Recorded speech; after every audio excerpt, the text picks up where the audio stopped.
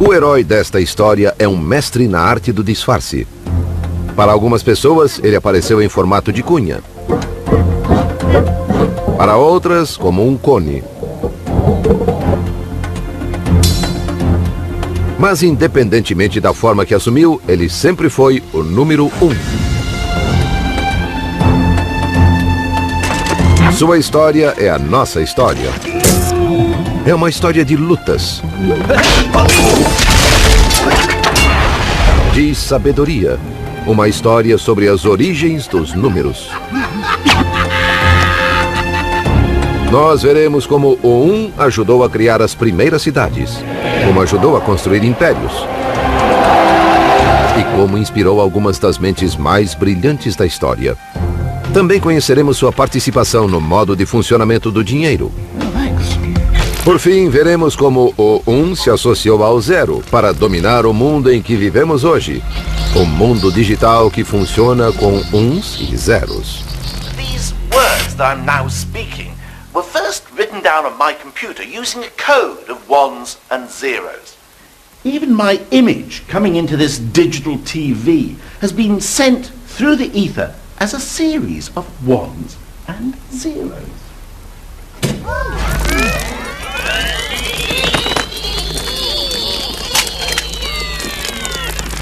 So how did these two digits come to dominate our world?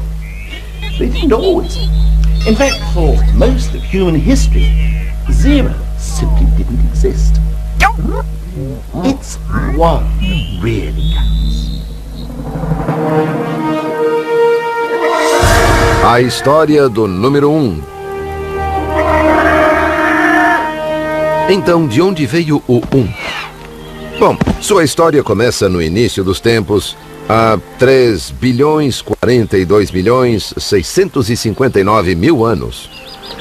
Desde o dia em que o primeiro 1 se libertou da sopa primordial e alcançou terra firme e seca.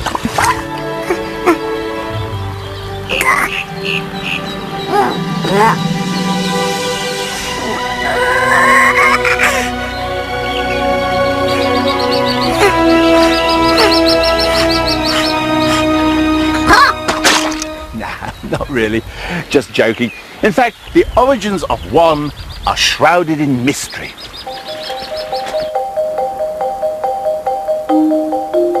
Trata-se de um mistério que somente nossos mais remotos ancestrais poderiam esclarecer. A certa altura, um deles deve ter sido o primeiro ser humano a utilizar o 1 para fazer uma contagem.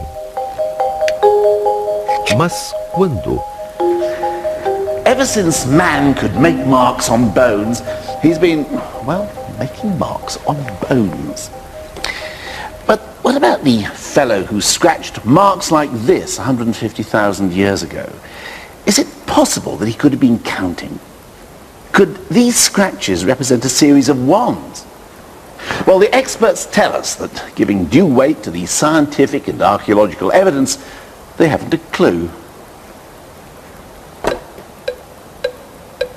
O que eles já sabem ao certo é que o 1 é muito mais novo do que nós. It's not until quite recently, a mere 20,000 years ago, that we get the first really solid evidence that 1 existed and that someone was using it for counting. O nascimento do número 1. É claro que ele não era assim quando surgiu. Na época, 1 era apenas um risco em um osso.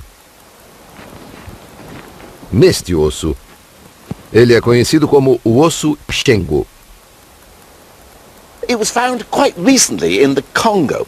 And look, you can see these scratches. We know that each represents a 1. How can we be so certain? Well, someone must have been counting, because there are 60 scratches along this edge of the bone and another 60 along this edge. And on the back, they're in equally numbered groups. And you can't do that without counting. O osso Shengo pode ter marcado um momento crucial para a humanidade. Os zoólogos nos dizem que outros mamíferos conseguem contar até 3 ou 4, mas não vão além disso.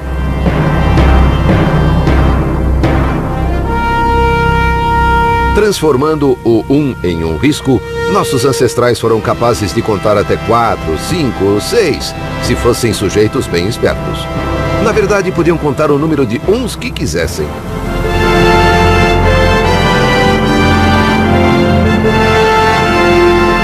And that is what gave us the edge over the lions and the tigers. From now on, counting knew no limits. One was growing up into a big boy.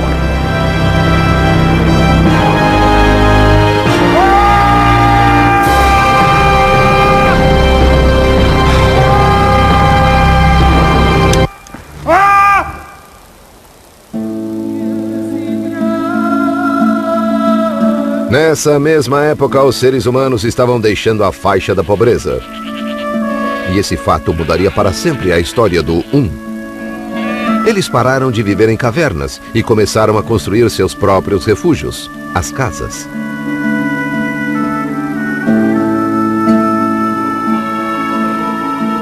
O próximo grande evento na vida do número 1 aconteceria na antiga civilização dos Sumérios no Oriente Médio, perto do ano 4000 a.C. Aí está. Around this time, the people of Sumer decided to give one his independence. They stopped scratching him on a bone and set him free by representing him as a token. Essa transformação mudou não apenas a vida do 1, mas o curso da história. The invention of tokens allowed the Sumerians to do something that nobody had done before. If you add notches to a stick or a bone, you can do just that, add. But with tokens, you can take away. So, say you've got 6 chickens and you eat 5 of them. Oh, look what you've got. Indigestion. No. You've invented arithmetic. It was the biggest breakthrough in one's life so far. But why did it happen here? To find out, we have to go somewhere where it didn't.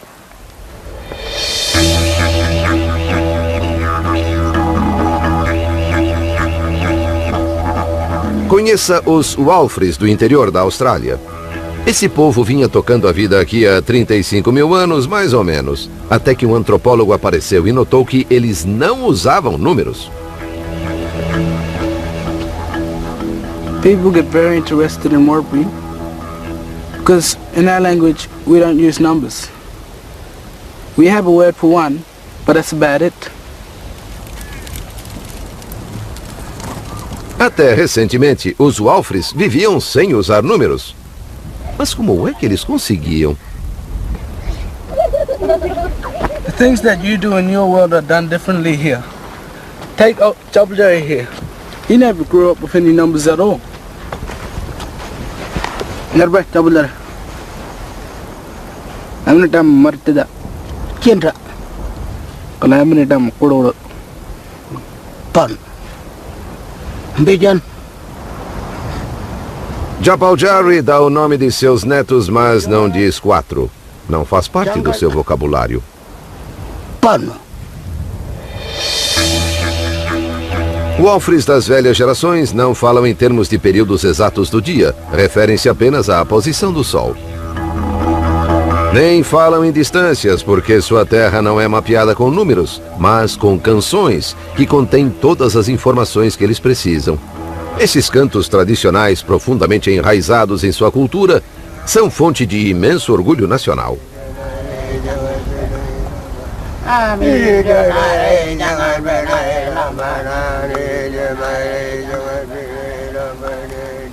O fato é que na tradicional vida Walfre, eles não precisam de um sistema numérico, tampouco de aritmética.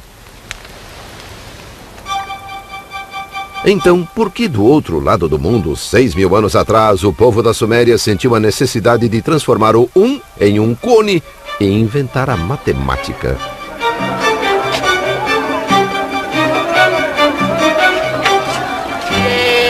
What was so different about life in the Middle East? I mean, why were people here so keen to get into maths, of all things? maybe it was because there were so many people living in the same place. Diferentemente dos Walfres, os sumérios viviam em cidades, e cidades precisam de organização. Os grãos tinham de ser estocados e distribuídos, e para descobrir quanto cada pessoa devia receber, a aritmética era essencial. Foi por isso que os sumérios transformaram o em peças na forma de cone. Essas peças tornaram possível a aritmética exigida para mensurar riquezas, calcular ganhos e perdas e, o mais importante, coletar impostos. Podemos culpar a vida nas cidades pela invenção da matemática.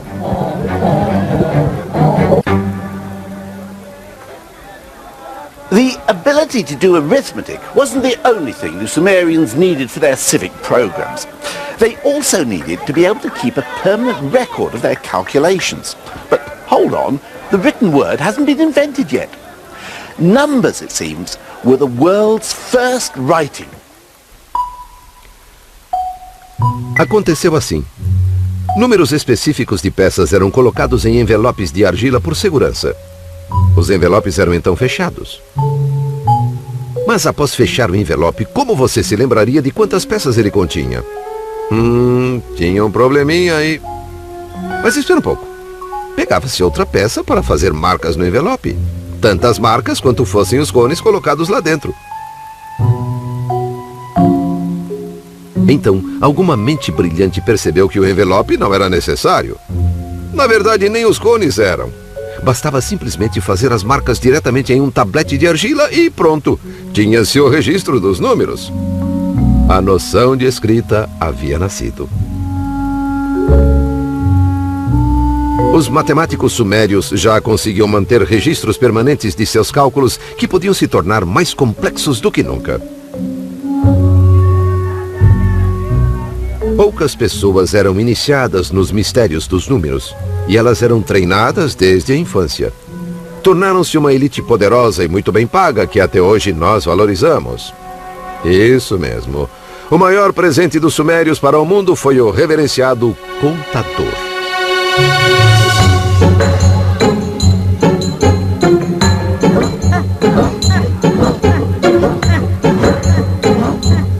O número 1 foi disciplinado e organizado como jamais fora.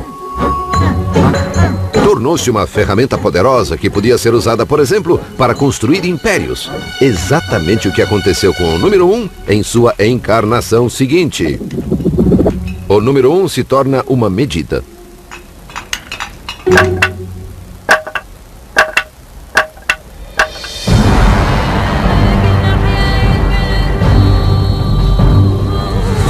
Egito, 3.000 anos antes de Cristo. Nas mãos dos sumérios, o 1 havia se tornado parte de um complexo sistema de contagem. Os egípcios iriam estender seus talentos ainda mais. Além de caminhar lentamente, não sorrir e manter-se em formação, os egípcios amavam coisas grandes. Grandes edifícios, grandes estátuas e grandes exércitos. Também criaram números realmente grandes. E o modo como eles os escreviam nos oferece um fascinante reflexo da hierarquia da sociedade egípcia. Primeiro, os números do homem comum, do dia a dia. O número 1 era representado por uma simples linha. O 10 era uma corda. O 100, uma corda em espiral. Todos humildes números para os trabalhadores. Mas então vinham os números para os aristocratas, números para impressionar.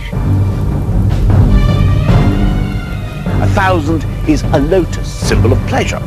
10,000, a commanding finger. And then the number for pharaohs, a number the Sumerians never even dreamt of. 1,000,000. The sort of number only a pharaoh would need to count his prisoners.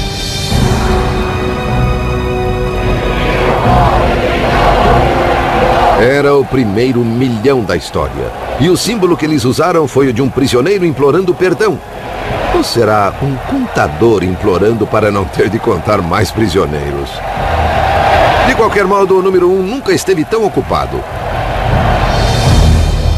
But one had another job the Egyptians wanted it to do. Perhaps the most important job of all. Eles precisavam que o número 1 ajudasse no canteiro de obras. Os egípcios eram construtores entusiasmados e davam muito valor à beleza. Mas é impossível criar belos edifícios sem medir com precisão. E não dá para medir com precisão sem saber qual é a sua unidade. Ou seja, o que você quer dizer quando se refere ao 1. Para resolver esse problema, os egípcios fariam algo que ninguém fizera antes. Definiriam sua própria versão do número 1. Ela se baseou no comprimento do braço de um homem, do ombro à ponta dos dedos mais a largura de sua mão. O número 1 passou a ser conhecido como cúbito, a medida para todas as coisas. A incontestável régua.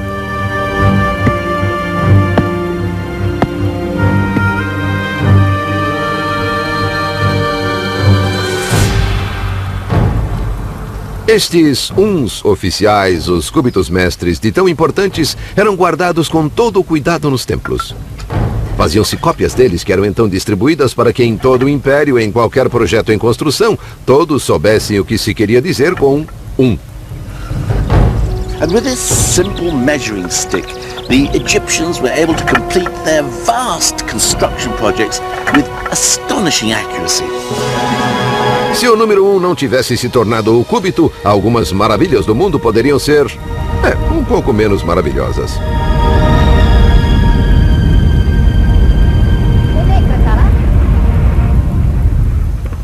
By transforming one from counting things to measuring things, the ancient Egyptians hadn't just opened up a whole new world of bespoke tailoring and fitted carpets. They had made one the measure of all things. One had become the ruler.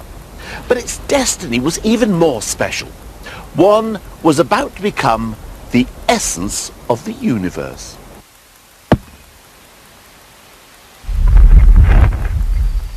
O número 1 se torna um deus grego.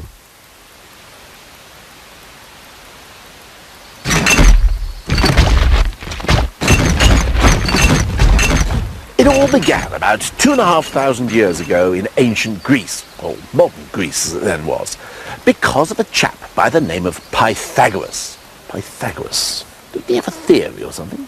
The square of the hypotenuse in a right-angled triangle is equal to the sum of... That's right, Pythagoras' theorem. Bit of a bore, I never quite understood it. Well, actually, I think that Pythagoras was a pretty interesting bloke.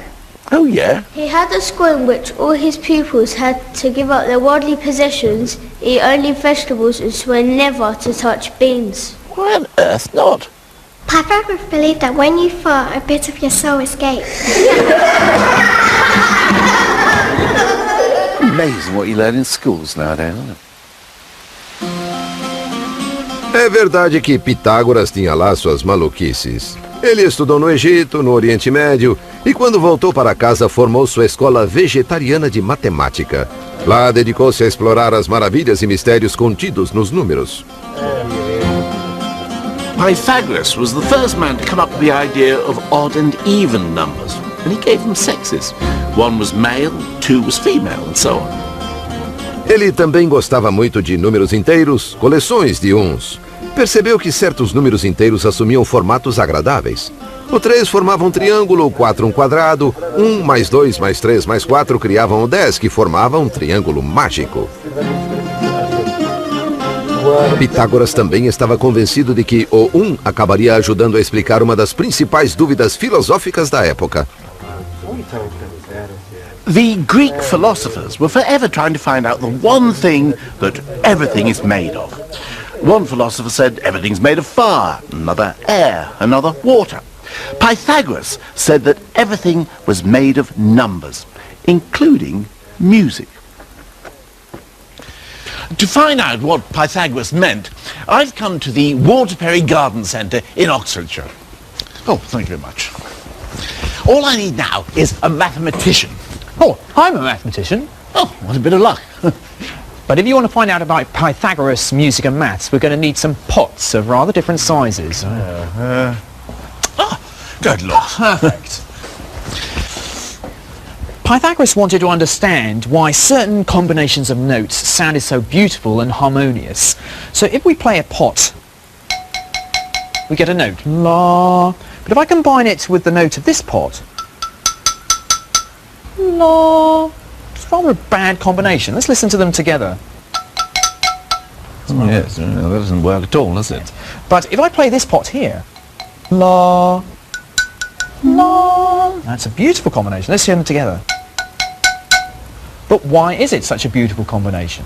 And the answer is mathematics. The relationship between the weights of these pots is in a perfect 1-to-2 relationship. And it's that combination of whole numbers which makes this such a nice sound.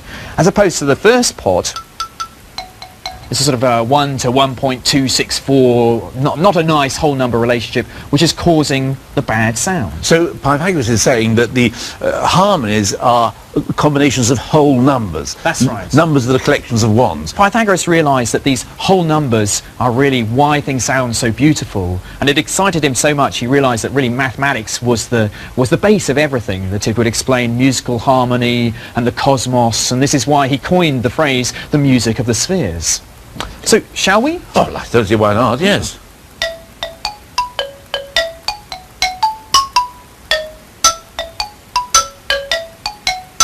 Se a beleza da música confiava nos números inteiros, Pitágoras concluiu, o mesmo deveria acontecer com tudo.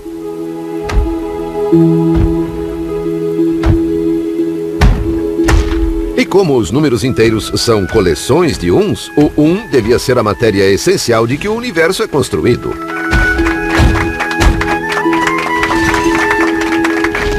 O número 1 nunca foi tão admirado. But ultimately, Pythagoras' whole belief system was doomed. And ironically, it was the triangle that made him famous, which was to prove his undoing.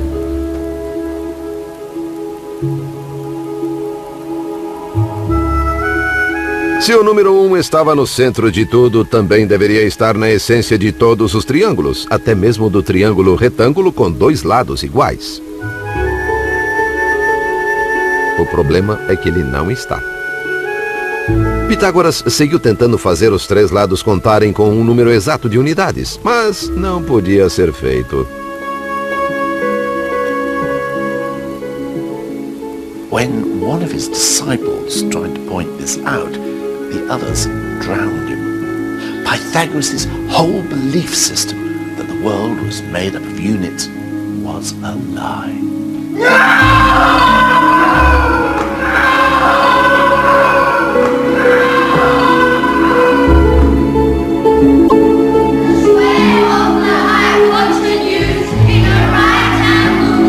Pobre Pitágoras, derrotado por sua forma geométrica favorita.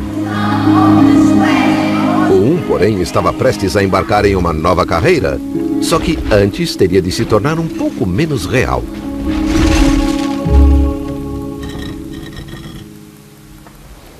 Like everyone else before him, Pythagoras couldn't conceive of numbers unless they represented actual things. Now, 1 was not a 1 unless it stood for one chair, or one step, or one television presenter. But the mathematicians who followed Pythagoras broke free of these constraints. Yep, Archimedes, famous today as the world's first streaker, but in fact the greatest mathematician of ancient times. Arquimedes adorava os jogos com números. E levou a matemática ao reino do inimaginável, porque nesses jogos ele permitia que os números fizessem coisas impossíveis, que descobrissem, por exemplo, quantos grãos de areia seriam necessários para encher o universo. E apesar de alguns desses jogos matemáticos parecerem inúteis, eles algumas vezes deram resultados práticos de que nos beneficiamos até hoje.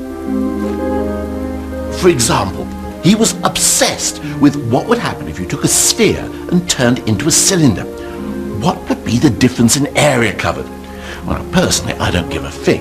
But for Archimedes, it was the proudest moment of his life when he finally succeeded in working out the formula. And although it was a piece of pure mathematical bravado, it did actually prove to be amazingly useful in the end. Because thanks to Archimedes, later mapmakers could take the globe and turn it into a flat map. O número 1 já não era mais a essência do universo, mas estava ajudando a criar uma era dourada para a matemática teórica.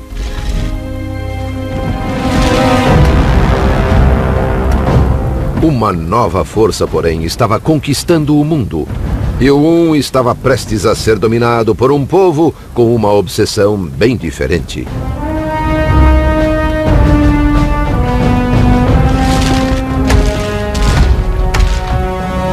Arquimedes vivia em Siracusa, e quando os romanos invadiram a cidade em 212 a.C., ele estava no meio de um cálculo particularmente intrincado. Na verdade, estava tão envolvido que tudo o que conseguiu dizer foi: "Imploro que não perturbem este momento." Talvez não tenha sido uma atitude sábia.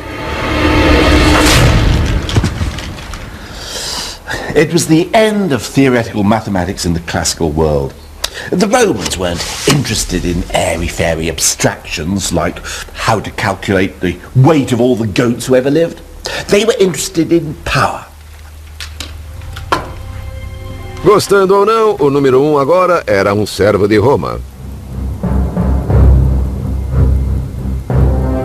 Precisou deixar para trás o mundo da matemática abstrata e passar a lidar com preocupações mais práticas. O número 1 vai para o exército. Ele se tornou a espinha dorsal do mundo romano, enquanto os romanos o usavam para impor uma rígida organização numérica em seu exército.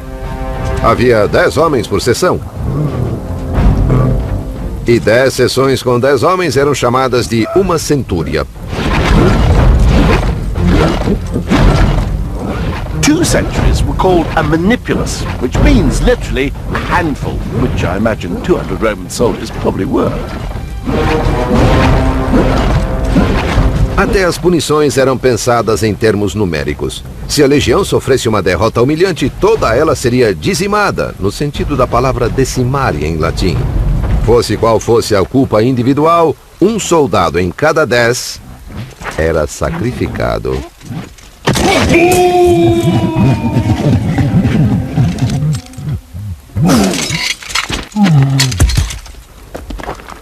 The great aim of the Roman world was to keep things ticking over. Theoretical mathematics just wasn't them. Mark you, I'm not surprised. I mean, the Roman numerals don't exactly make it easy, do they? I mean, look at them. They're just an elaboration of the old notches on a bone. The only sophistication being new symbols as the numbers get more unwieldy. V for 5, X for 10, C for 100, up to their symbol for 1,000,000. But it's still just a simple counting system. Fine for writing inscriptions on tombs, but not much cop for the complications of theoretical maths. Well, you try writing 1,000,000,000 like that. In modern numerals, it takes me about 8 seconds. I tried it. In Roman numerals, it would take something like 16 minutes. Não é surpresa então que os algarismos romanos sequer fossem usados para calcular. Qualquer cálculo tinha de ser feito em uma tábua de contar, uma versão primitiva do ábaco.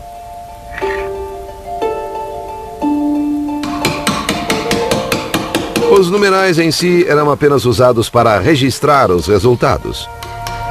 Talvez não seja coincidência que, diferentemente dos gregos, nenhum matemático romano seja celebrado nos dias de hoje.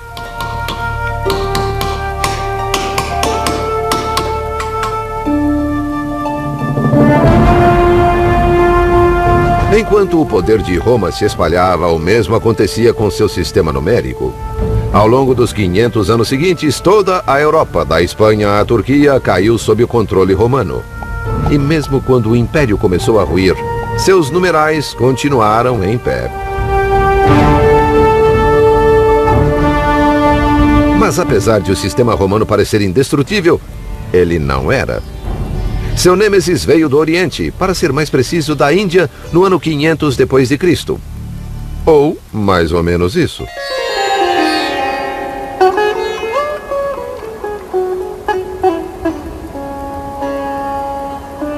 O número 1 tinha um primo indiano que costumava viver em uma atmosfera mais purificada. O Iluminado. Os indianos pareciam se preocupar menos com a organização militar e mais em renunciar ao mundano e alcançar a iluminação. Mas o Nirvana não estava logo ali dobrando a esquina. Para alcançá-lo, era necessária uma jornada muito, muito longa que levava muito, muito tempo. E a fim de compreender essa ideia, os indianos criaram números estupendamente grandes.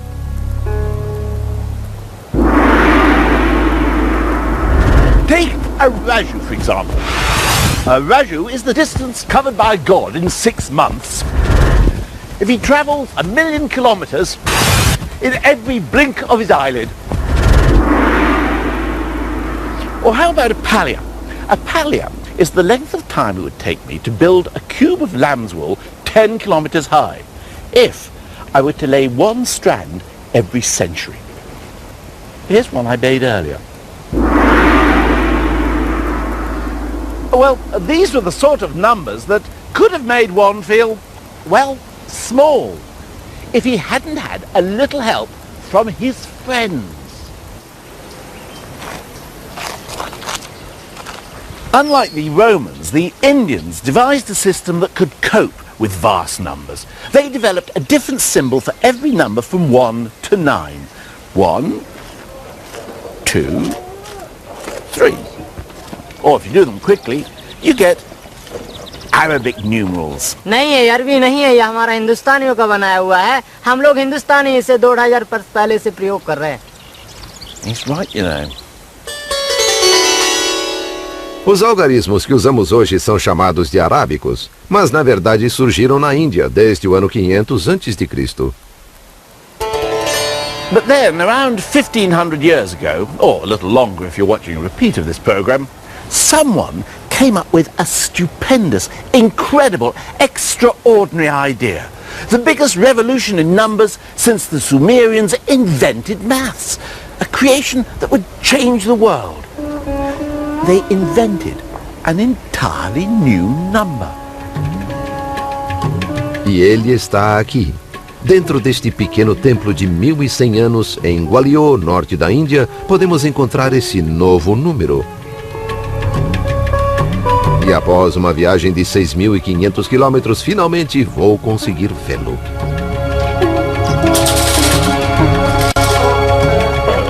Nick, it's locked.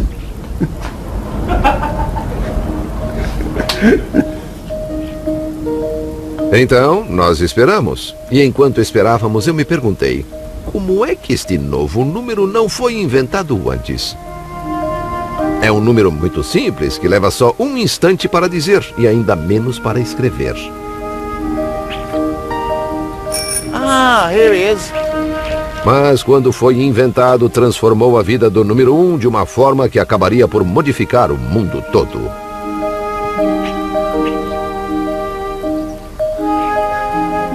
Here we are. The first undisputed example of India's greatest invention. The new number. The holy grail of numbers. 0. For the first time in human history, someone had made nothing a number. A inscrição diz que um jardim foi plantado para produzir flores para o templo.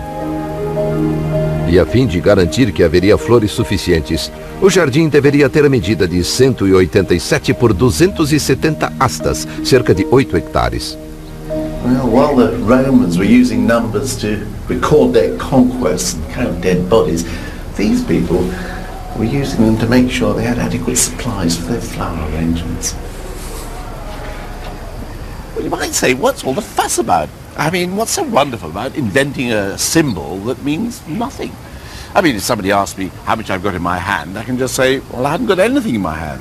I don't need a 0 to do that. Bom, o 0 por si só não seria nada, é óbvio. Mas quando você reúne o 0 e o 1, a mágica começa a acontecer.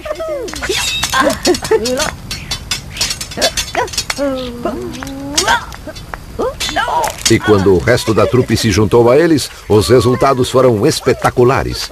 Com apenas 10 dígitos, os indianos podiam fazer números infinitamente grandes ou infinitamente pequenos. Os romanos não conseguiam fazer isso. One had found his perfect mate in Zero, and it was a partnership that was going to change the world. Com o resto do time, os dois permitiram que a ciência indiana avançasse rapidamente. Os astrônomos hindus, por exemplo, estavam séculos à frente dos cristãos.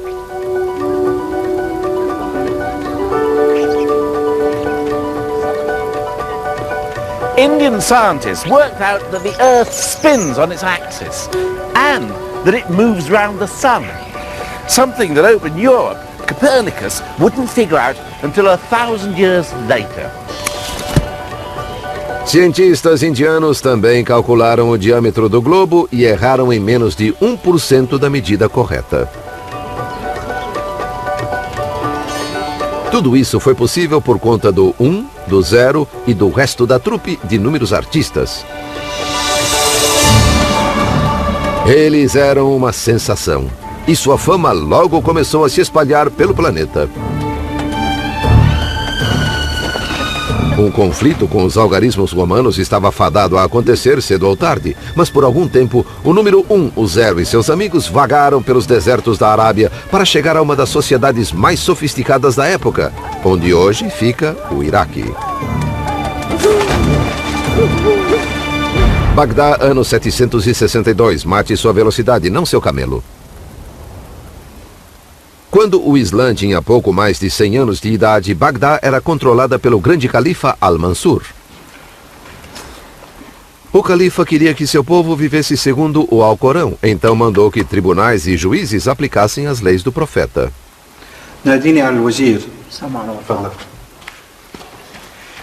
Now, the law of the Prophet is full of instructions that require serious mathematical calculations if they are to be carried out exactly. For example, unlike Christianity, the Quran insists that women share in any inheritance. The book says there is a share for men and a share for women, each share depending on the number of other relatives and their relation to the deceased. Working all that out required fractions and ratios, but these were people who counted on their fingers. Não é que eles não gostassem de aritmética, mas seu sistema numérico os impedia de evoluir. Um dia, no entanto, chegou à corte um embaixador da Índia.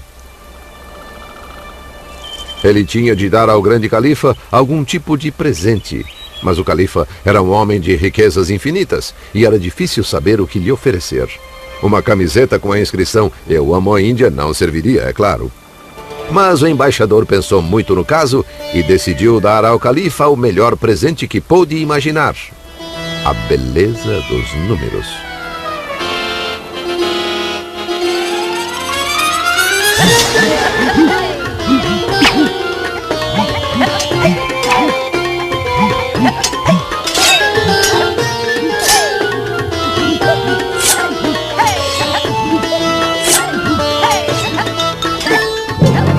Na verdade, não sabemos exatamente como os algarismos indianos passaram a ser adotados no mundo islâmico, mas a história do embaixador é a minha favorita.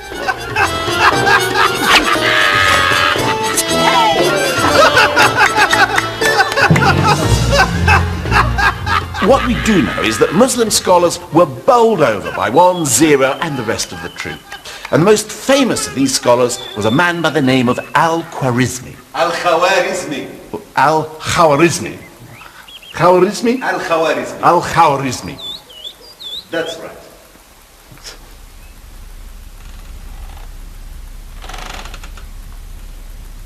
Al-Khwarizmi e seus colegas ensinaram aos numerais artistas uma série de truques novinhos em folha.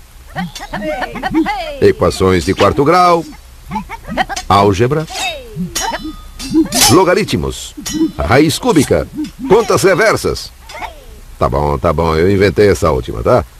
Mas essas novas façanhas numéricas permitiram que cientistas, matemáticos e astrônomos alçassem novos voos no Oriente Médio. E a trupe indiana tornou-se um grande sucesso em todo o mundo islâmico. Mas do outro lado do Mediterrâneo, o mundo cristão ainda estava preso ao velho e estático exército dos algarismos romanos, que, como eram romanos, não abririam caminho para os novos invasores tão facilmente. Um confronto entre os dois sistemas era inevitável, e quando acontecesse, poderia mudar o destino do mundo ocidental. O número 1 toma a Europa. Argélia. O começo do fim dos algarismos romanos se deu nas praias do norte da África.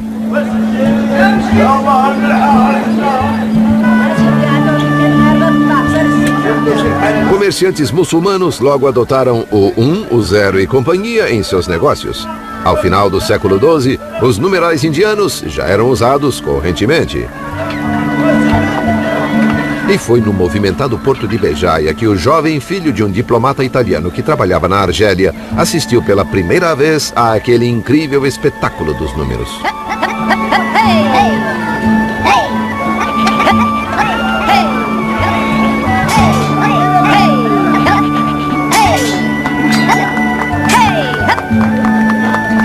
Quando eu fui apresentado à arte dos 9 símbolos indianos, aquele conhecimento rapidamente me agradou mais que qualquer outra coisa. E eu consegui compreender aquela arte.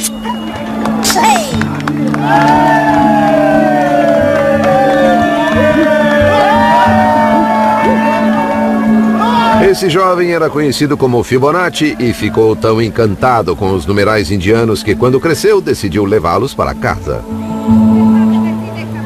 Em 1202, Fibonacci escreveu um livro sobre cálculos chamado... o Livro dos Cálculos. Ele é hoje considerado um dos maiores matemáticos de todos os tempos, e seu livro foi uma espécie de palco para os numerais indianos. Fibonacci wasn't just an ivory tower theorist. Part of his book of calculations was aimed specifically at merchants, showing them how useful Indian numerals could be for, say, calculating their profits. Você pode achar que isso não faria muita diferença, mas nessa época o capitalismo estava começando a tomar o continente europeu. O livro de Fibonacci era leitura obrigatória. Infelizmente, as pessoas comuns se sentiam mais à vontade com os números antigos. Afinal, viveram com eles durante quase 1000 anos. Os antigos algarismos romanos não iriam dar vida fácil para os novatos indianos.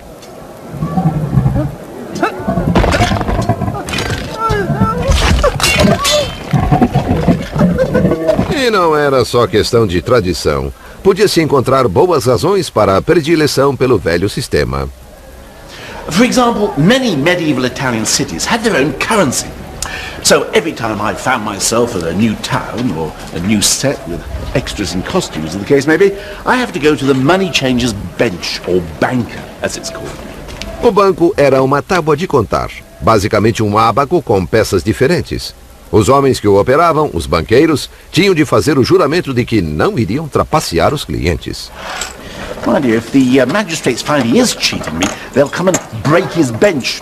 His banker will be rupta, which is the word for broken. And he'll be declared bankerupta, which is where we get the word bankrupt from. Hi. Now, these things, how much can I get for those in whatever place this is?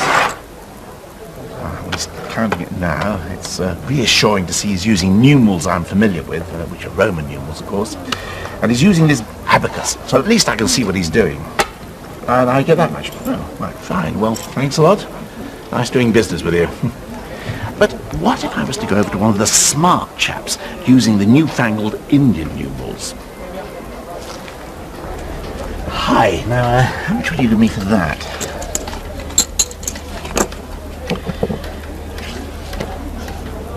Now, you see, this is the problem. You see, as a medieval punter, I've got no idea what he's writing. I mean, no wonder people were suspicious. I mean, if my bank started keeping my accounts in Chinese, I'd be suspicious. Oh, thanks. I've got no idea how you arrived at that. But thanks anyway. Essa desconfiança se alastrou. Em 1299, a cidade de Florença acabou proibindo os mercadores de usar os novos números e contas. Eles teriam de usar os algarismos romanos.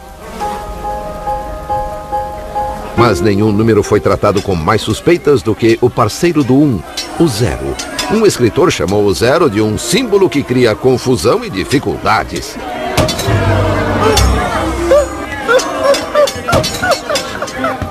Zero was called cipher, and it was regarded with such suspicion that word became our word for secret code, a cipher. Mas os dias do velho sistema estavam contados. Suponho que podemos culpar a boa e velha ganância humana. Os tradicionalistas que lidavam com o ábaco e os algarismos romanos nunca precisaram calcular juros de empréstimos, porque a Igreja Católica dizia que cobrar juros era um pecado, a chamada usura. Mas vieram as reformas, e a Igreja passou a ser amiga dos negócios, e a eterna objeção cristã ao capitalismo pareceu simplesmente desaparecer. Então, nesse novo ambiente de empréstimos e cobrança de juros, quais seriam mais úteis? Os algarismos arábicos ou o ábaco? Bom, vamos descobrir. On my right, one first-class mathematician. On my left, one first-class abacist. So, supposing I lend someone £10 at 0.5% interest a month, how much do they owe me at the end of the year? Okay? Ready? Steady? Go! Kimi é abacista desde os 15 anos e está usando um ábaco moderno. Mas exatamente como se fazia no século XVII, ela arredonda seus números à medida que avança nas contas. Vamos esperar que ela avance para ganhar esta disputa. Marcos está usando papel e caneta e vem trabalhando com até 12 casas decimais. Vive no norte de Londres com sua adorável esposa e 3 filhos encantadores. Ele não é grande, mas é muito inteligente. The Kimmy has got an answer. Kimmy, what's your answer? £10.60. £10.60. So compound interest after a year would be £10.60, and the abacus seems to have got there before the mathematician. Well, I don't want to put a damper on things, but I think that answer is actually wrong. I've got an answer of £10.61.6777664035 to be precise. I've actually picked up the subtlety of compound interest, which is it's a little bit each month, but it adds up, so I've got this extra 1.67p. Para o homem de negócios medieval, significaria a diferença entre ganhar e não ganhar a vida. Talvez por isso o usuário do ábaco neste desenho pareça tão pobre. As capitalism gained respectability, calculating interest and compound interest became de rigueur for any self-respecting businessman. And for doing that, even with an abacus, the old Roman system was simply no match for the Indian numerals. Então, séculos após Fibonacci tê-los trazido à Europa, os algarismos indianos finalmente derrotaram os rivais romanos.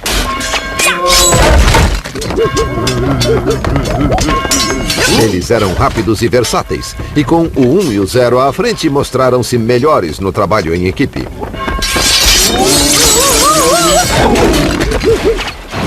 Quando o fim chegou, bastou um empurrãozinho. Os velhos algarismos romanos estavam, enfim, na bancarrota. Mas o 1 e o 0 tinham planos ainda maiores para o futuro, que não incluíam os outros numerais. O 1 e o 0 vão sozinhos. Enquanto isso, a trupe toda dos numerais indianos tomou o mundo ocidental de assalto. Com eles, os navegantes europeus tinham mais facilidade para calcular latitudes e ousaram cruzar os grandes oceanos. Foi assim que acharam a América. E os novos números se tornaram o vocabulário dos bancos modernos. Mas ainda existia muito espaço para aquele velho problema, o erro humano.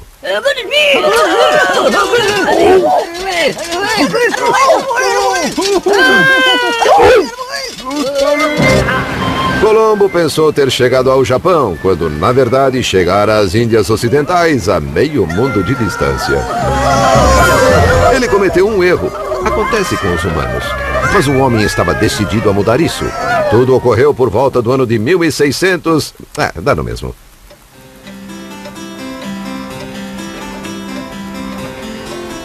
Gottfried Wilhelm Leibniz foi um dos maiores matemáticos de todos os tempos e decidiu livrar a humanidade de uma vez por todas da maldição do erro humano.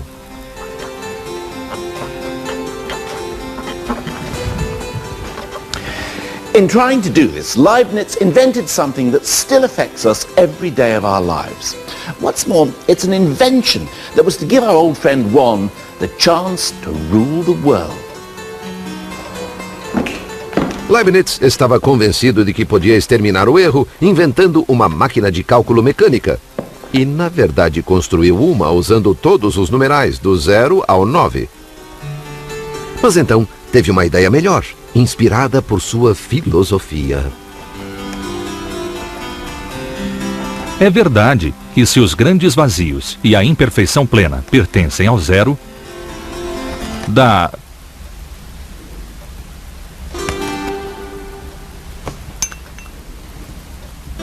Da mesma forma, o Espírito de Deus e sua luz pertencem ao Todo-Poderoso, número 1. In other words, to paraphrase Leibniz very, very, very loosely, the universe is a bit like a Swiss cheese, which some of us have suspected for years. The holes are just as important as the cheese itself. So to construct the world, you need both something, good old number 1, and also lots of nothing, which is where 0 comes in. Leibniz estava convencido de que o 1 e o 0 eram os únicos números de que as pessoas realmente precisavam. Com esses dois números, segundo ele, era possível alcançar qualquer sonho matemático e, além disso, eliminar a possibilidade de erro humano. Então, ele se livrou dos outros números e elaborou um sistema que utiliza apenas uns e zeros. É o chamado sistema binário. Wait a minute, how could you possibly express all numbers just with a 1 and a 0? I think it's time I spoke to someone who knows what he's talking about. Marcus! I need to understand the binary system. Binary. Okay, let me give you a number in binary. Okay. Here is the number 9 written in binary. So this is just using 1s and 0s Ones to and express zeros. any number. It's just 0s and 1s. So that's 9 in binary. Well, it looks like 1001 to me. That's because you're obsessed with your 10 fingers and you like to keep track of things in tens.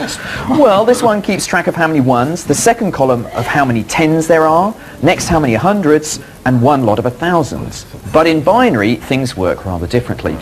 In binary, what the columns keep track of is how many ones, how many twos, how many fours, and how many 8s there are. Here we have an egg. We're only allowed to represent these numbers using 0s and 1s. Yeah. Okay, so we're only allowed either to put an egg in or not have an egg. An egg in is 1. An egg represents 1. So let me show you what 9 is in binary. One lot of 8, so I have an egg in the fourth column. It's a 1. Yeah, that's one lot of 8 in the fourth column. And 9 is 8 plus 1, so I need a 1 in the 1s column. So in binary, the number 9 is one lot of 8, no 4s, no 2s, and one 1. Incrível! Mas e os outros números? Bom, após apenas 3 horas de aprendizado, eu percebi que era possível, afinal de contas, chegar a qualquer número usando apenas uns e não uns. Além do mais, eu me convenci de que não é preciso fazer tudo isso com ovos.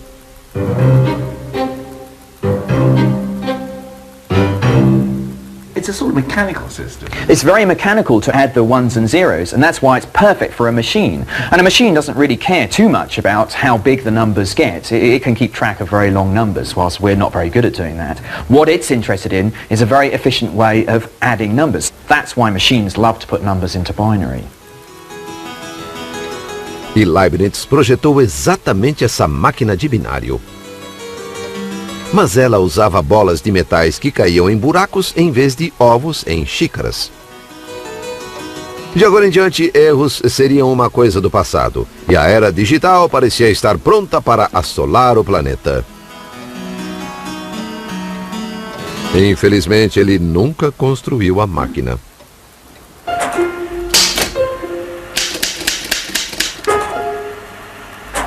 O 1 e o 0 teriam de esperar mais 265 anos para voltar a ser o foco das atenções. Sul da Inglaterra, 1944. Meet Colossus, the world's first working binary computer. It's Leibniz's dream made real. But instead of dropping metal balls into slots, Colossus is electronic. In here, 1 and 0, something and nothing, have finally come into their element as electrical currents, on and off. O Colossus foi criado durante a Segunda Guerra Mundial e instalado no Centro de Decodificação Britânico em Bletchley Park. Tem 1.200 válvulas, quilômetros de fios e centenas de componentes mecânicos. Mas exatamente como todos os computadores de hoje, o coração desta máquina são uns e zeros. Em seu formato binário eletrônico, o 0 e o 1 realizavam milhões de cálculos rapidíssimos, o suficiente para decifrar os códigos inimigos antes que os alemães tivessem apontado seus lápis. Thanks to Colossus, the Allies knew what the German messengers said even before Hitler did. And it may be that this extraordinary contraption helped shorten the war by as much as 2 years. A tecnologia que surgiu em Bletchley mudou o nosso mundo para sempre. Você se lembra de todas aquelas razões para usar e entender os números? Fazer cálculos astronômicos, lidar com medidas, fazer a divisão de propriedades? Computadores podem fazer isso. Descobrir percentagens, taxas de câmbio, juros compostos, todos os cálculos que preocuparam e às vezes deixaram perplexas as grandes mentes da antiguidade. Just leave it to the computers, and we can all simply be happy ignoramuses, not even knowing whether the answer's right or wrong. And that's got to be a good thing, isn't it?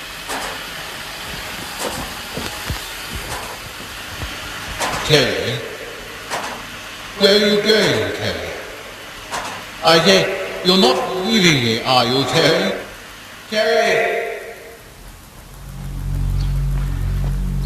In the computer age, our whole world runs on a stream of ones and not ones. From our bank statements and medical records to the barcode every time I buy a tin of cat food. And the rest of the numbers can be consigned to the dustbin of history. 1 and 0 are all we need.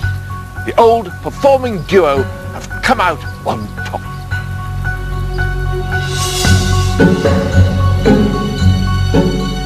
Let's just hope we can control the little blighters.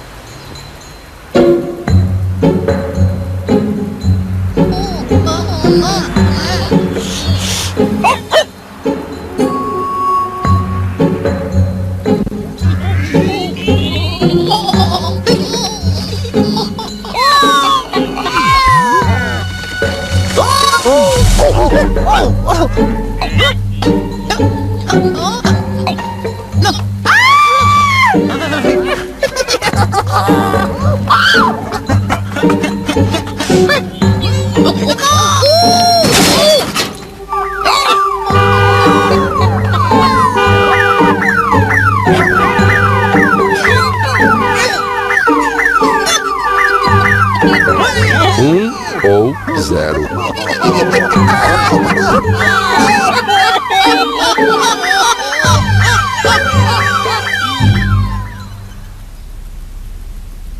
Well, I thought I was rather good, didn't you? I thought you were marvelous. Sublime. I wish they kept my astronomy just terrible. Anyone.